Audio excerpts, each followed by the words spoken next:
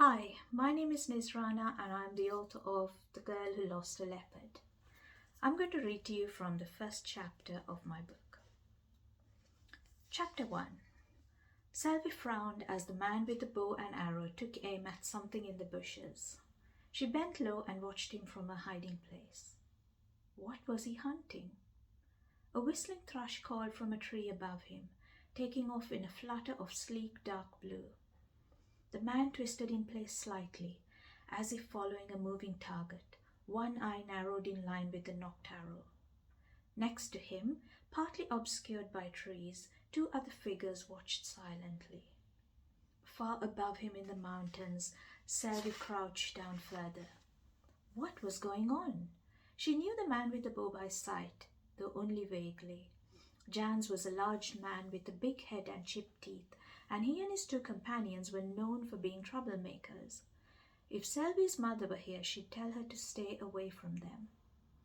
From her vantage point, Selby had an eagle's view of the mountain range. Misty green hills rose around her to varying heights, all covered in a thick wilderness occasionally broken up by exposed rock.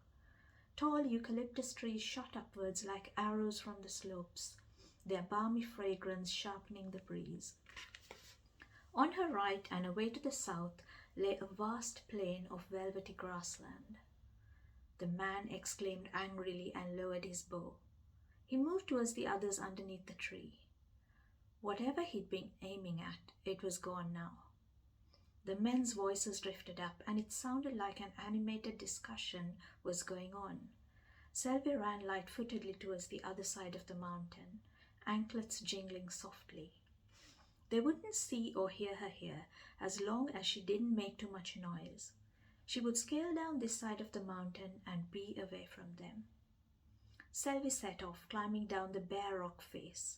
She was adept at this, even the dangerous climbs that no one else could manage.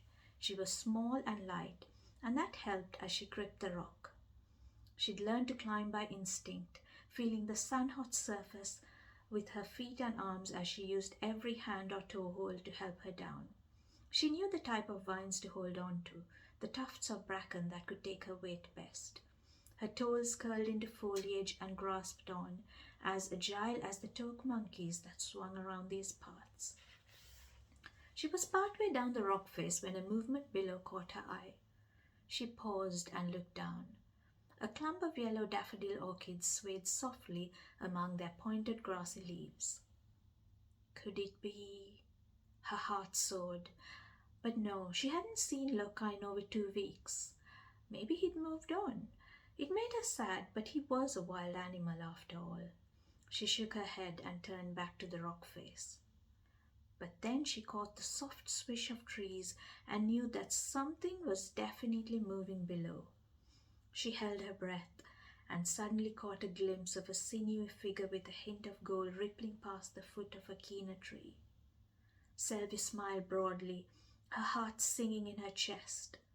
The familiar, powerful body, the glossy golden coat with dark rosettes and dabs of softest orange in them. Loka! She'd missed him so much and was glad to see him sloping around the mountains again. A whisper floated up in the breeze. Selby froze as a sudden, appalling thought came to her. The men were being very quiet now. Too quiet. She scaled back up the rock quickly and crawled to the edge she'd been on before, anklets jingling and elbows scraping the rough ground. All of a sudden, several things happened at once.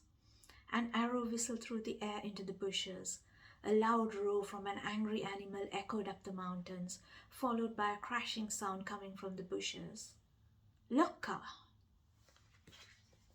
So that was the first chapter of The Girl Who Lost a Leopard, out now from Peachtree Publishing. Thank you for listening.